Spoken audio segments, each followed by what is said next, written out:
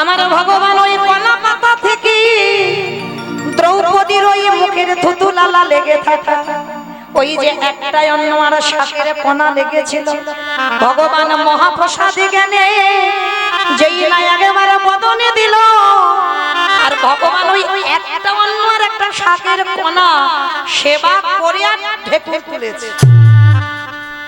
কত চতুরের চূড়ামণি দেখো। আর যেই না ঢেকুরটা তুলেছে, ওদিকে দুর্বাসা আর হাতটা শিষ্য স্নান করেছে, আর স্নান করে বাবা যেই না পাটা তীরে দিয়েছে, আর ওদিকে কৃষ্ণের ঢেকুরে এদের সব কটার পেট একেবারে ভরে গেছে। মানে এমন পেট ভরেছে না, আর মানে নড়াচড়া করতে পারছে না। দেখবেন মা মাঝে মাঝে খুব চাপাচাপি খাওয়া হয়ে যায়, আর যেদিন খুব চাপাচাপি খাওয়া হয় কি মনে হয়, মানে আর ওখান থেকে উঠবো না, এবার একটু বিছানা করে দিলে ওইখানে শুয়ে পড়বো, মানে একেবারে গলা পর্যন্ত, মানে হাঁ করলে যেন দেখা যাবে এইরকম যদি কেউ খায়।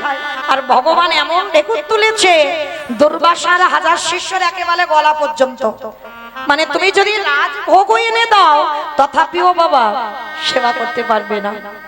এবার সব কাজ কমপ্লিট করে ভগবান ভীমকে ডেকেছে, ভীম যাও তুমি গিয়ে দুর্বাসা হাজার শিষ্যকে বলো যে আমাদের খাবার দাবার একেবারে প্রসাদে রেডি হয়ে গেছে, তারা যেন প্রসাদ পেয়ে যায়।